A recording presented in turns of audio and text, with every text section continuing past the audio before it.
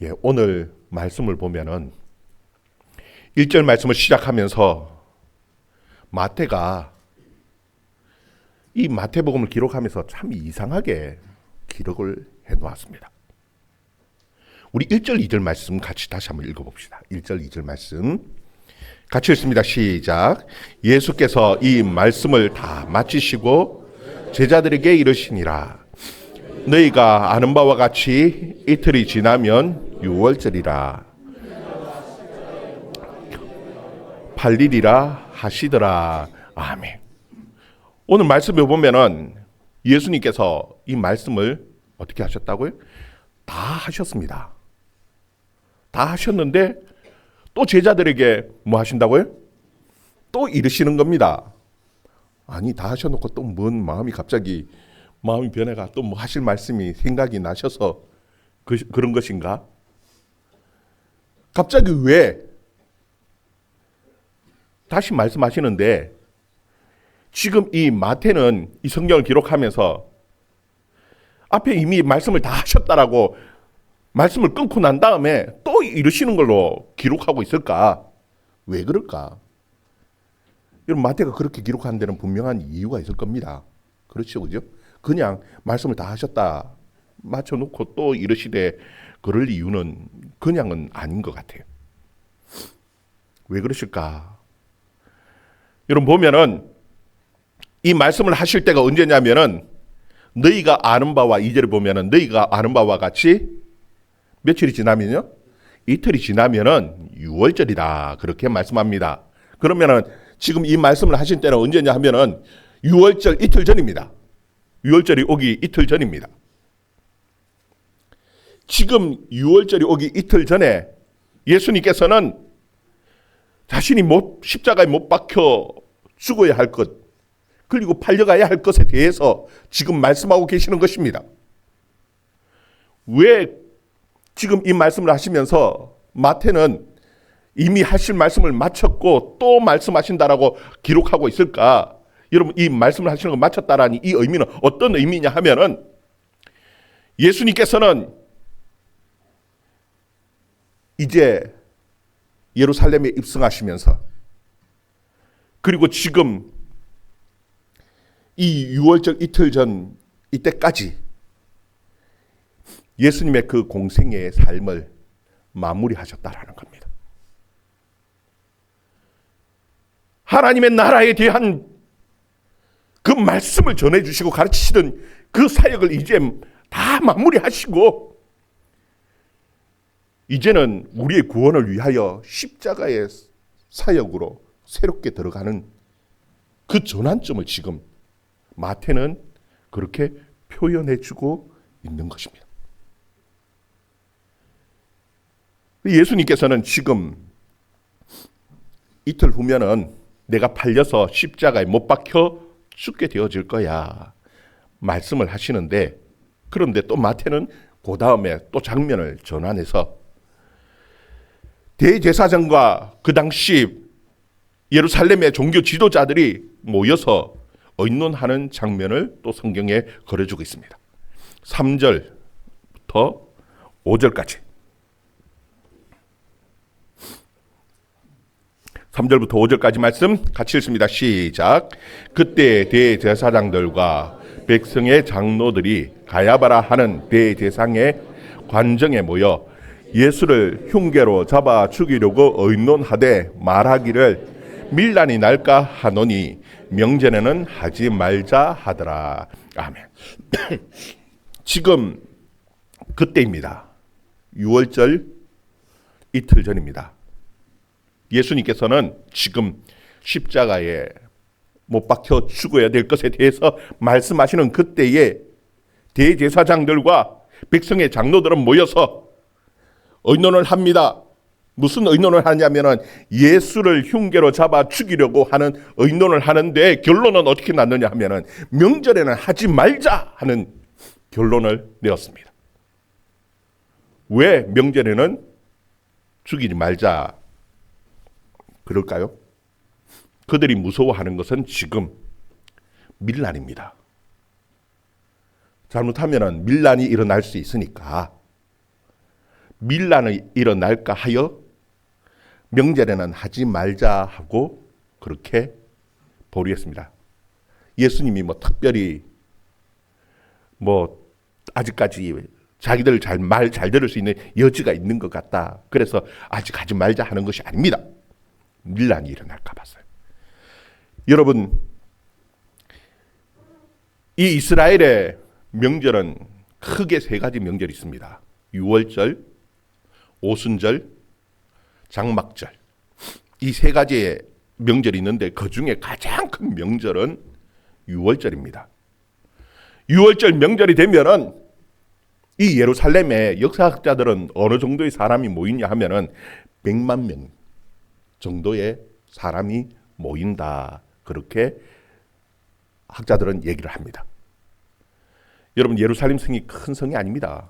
거기에 100만 명의 사람들이 몰리면은요. 요즘 또 보면은 큰 유월절 명절이 되면은 사람이 압사당하는 일들도 실제로 생깁니다. 근데 그 당시에 그 작은 성 안에 사람들이 박짝박짝 되면은 이게 거기다 밀란이 일어나면 소요가 일어나면은요. 진짜 감당이 안 됩니다.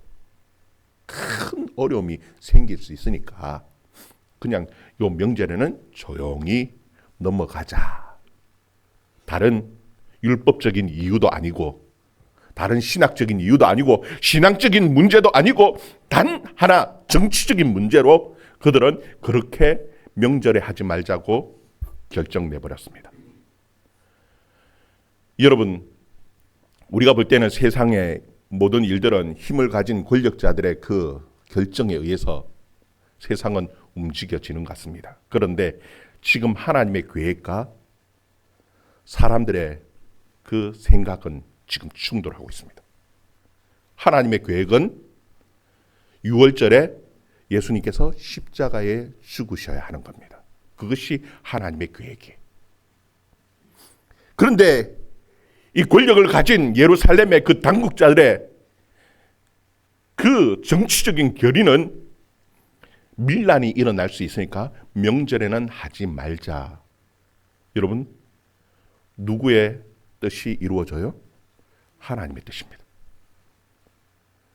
겉으로 볼 때는 권력을 가진 이 세상의 권력자들에 의해서 세상은 돌아가는 것 같은데 결단코 그렇지 않다는 겁니다. 이 세상의 모든 일들은 하나님의 계획 가운데서 세상은 움직여지고 돌아가는 거예요. 그래서 잠언 16장 1절에 보면은 마음의 경영은 사람에게 있어도 말의 응답은 여호와께로 말미암느니라 그렇게 말씀합니다. 결국은 이 세상은 하나님의 계획대로 움직여가는 세상이에요. 그러면서 지금 또 6장으로 넘어오면서 또 장면이 바뀌어버렸어요. 이번에는 장면이 또 어디로 바뀌었느냐 하면은요. 베다니 나병 환자 시몬의 집으로 바뀌어집니다. 6절에서 8절까지 말씀 또 같이 읽습니다. 시작. 예수께서 베다니 나병 환자 시몬의 집에 계실 때에 한 여자가 매우 귀한 향유 한 옥합을 가지고 나와서 식사하시는 예수의 머리에 부으니 제자들이 보고 분개하여 이르되 무슨 의도로 이것을 허비하느냐. 아멘. 지금 시몬의 집에 모였습니다. 시몬이 예수님을 대접하기 위해서 모였고 그리고 거기에 식사를 합니다. 그런데 한 여자가 나와서 식사하시는 예수님의 머리에 귀한 향유 한 옥합을 가지고 와서 깨어서 예수님의 머리에 부었습니다.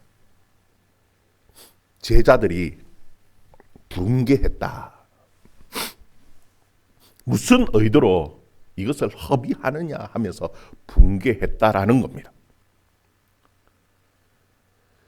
그 분개하는 것을 보면서 예수님께서는 그들에게 뭐라고 말씀하시느냐 하면은 우리 10절 말씀 또 읽어봅니다. 10절 말씀 시작.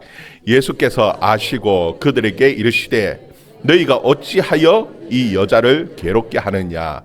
그가 내게 좋은 일을 하였느니라. 또 12절 시작. 12절 시작.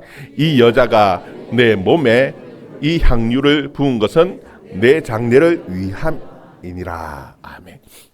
그들은, 제자들은 지금 예수님을 그 여자를 보면서 막 붕괴하면서, 야, 너 왜 이것을 허비하느냐? 이 가난한 자들에게 나눠주면은 훨씬 유익한데 왜 허비해버렸냐? 하면서 붕괴를 하는 거예요. 근데 예수님께서 하시는 말씀이, 이 여자를 괴롭게 하지 마라.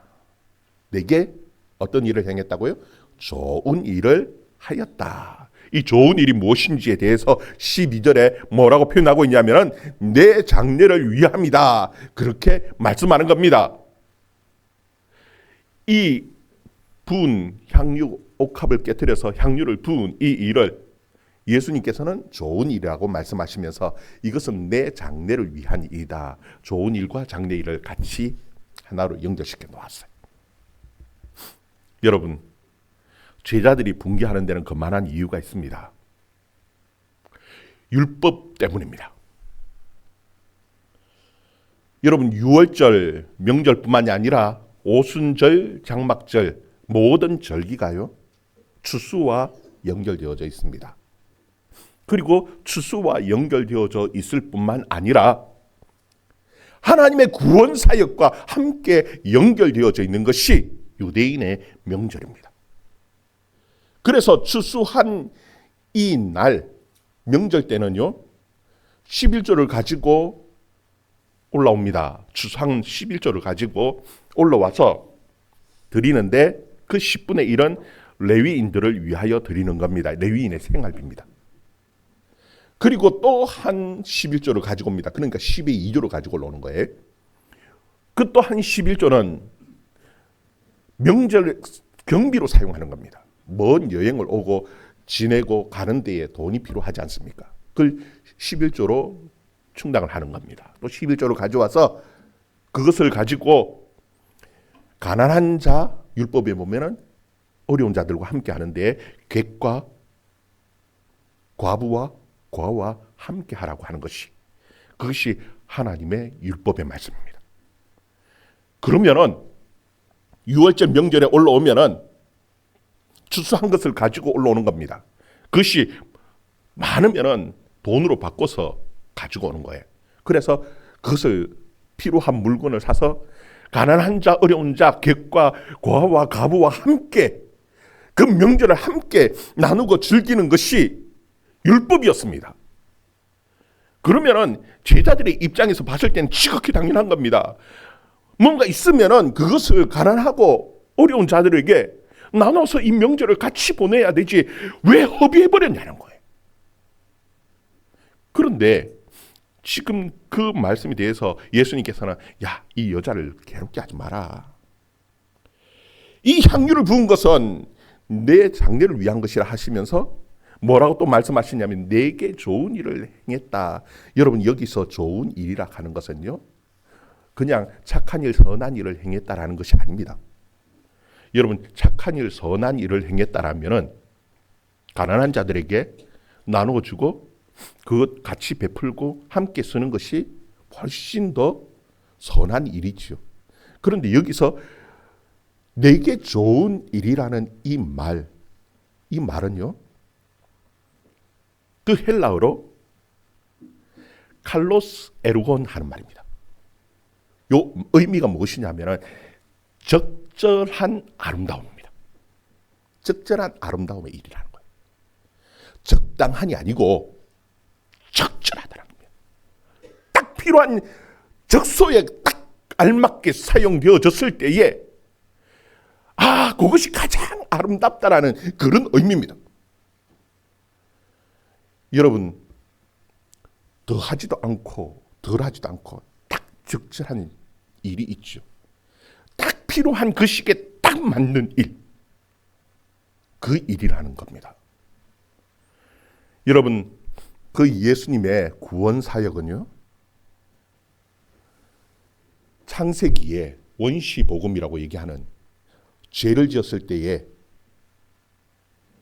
여인의 후손으로 구원하시겠다라는 그 구원의 계획에서부터 시작해서 아브라함에게 그리고 다윗에게 구원의 계획들을 하나님께서 말씀하셨고 언약하셨을 뿐만 아니라 선지자를 통해서 계속해서 그 하나님의 구원의 계획들을 가르쳐 오셨어요. 이제 마지막 예수님께서 십자가에 죽으시는 겁니다. 그 일을 앞두고 가장 필요할 때, 가장 적절할 때에 딱 맞춰서 사용했다라는 것입니다. 그 의미입니다. 내게 좋은 일을 행했다라는 것은요, 가장 적절할 때 가장 좋게 딱 맞췄다라는 거예요. 여러분, 그러면은 이 여인이 알고 했겠습니까?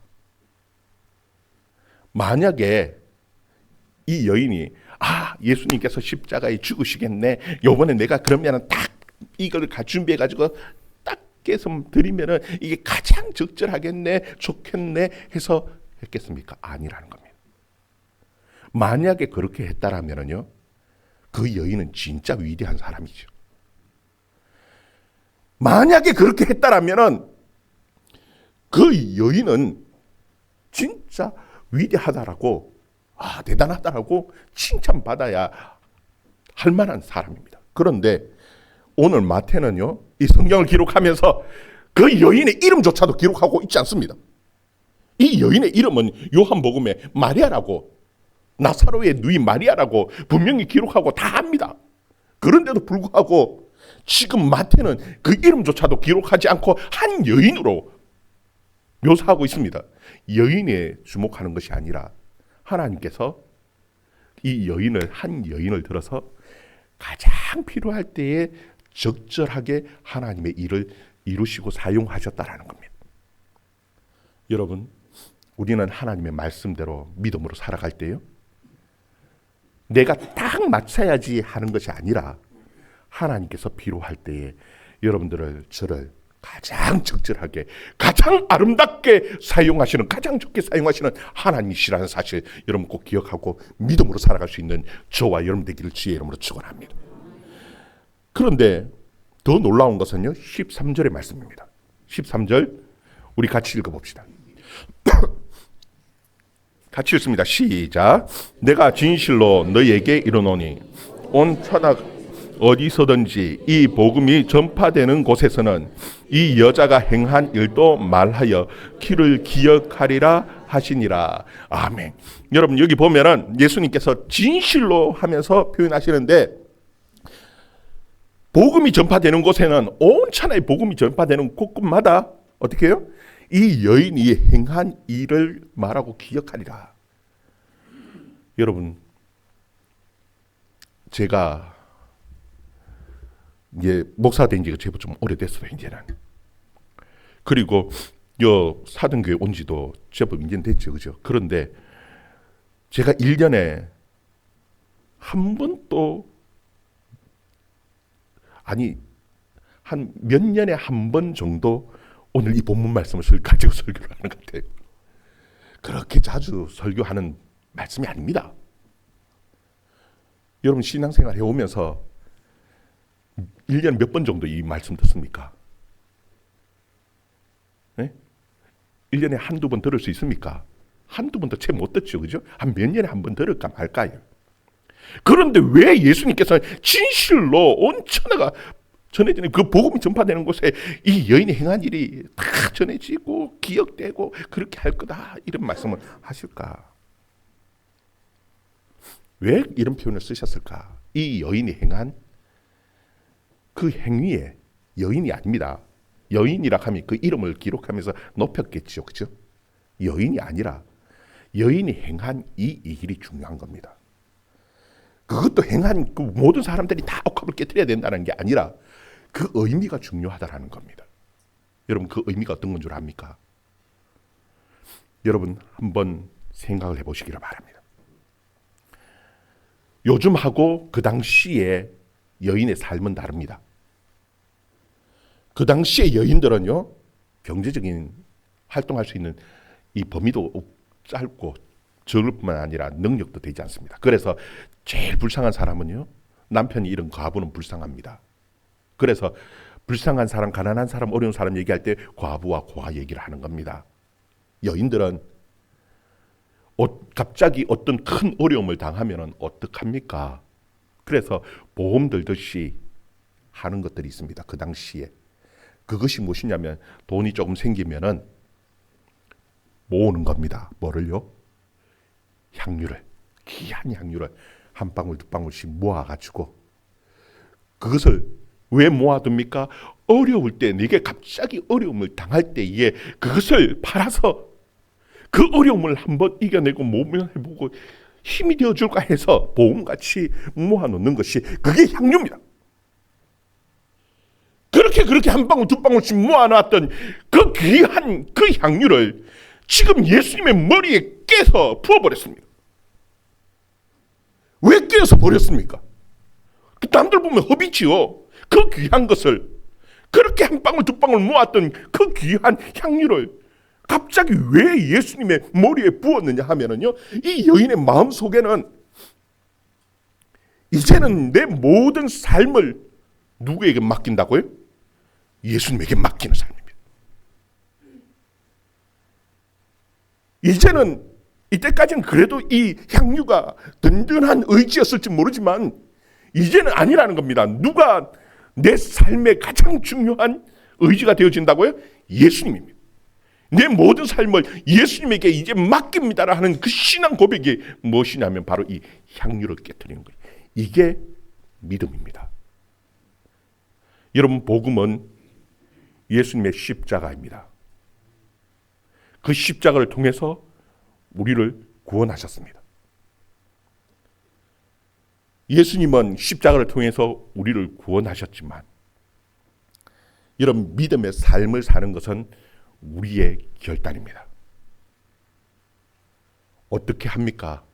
이 여인은 믿음의 결단을 하는데 향유를 깨트림으로써 이제는 정말 주님만 의지하면서 그 믿음의 삶을 살아가겠습니다 하는 것이에요. 그래서 복음에는요, 십자가와 우리 믿음의 결단이 함께 가는 겁니다.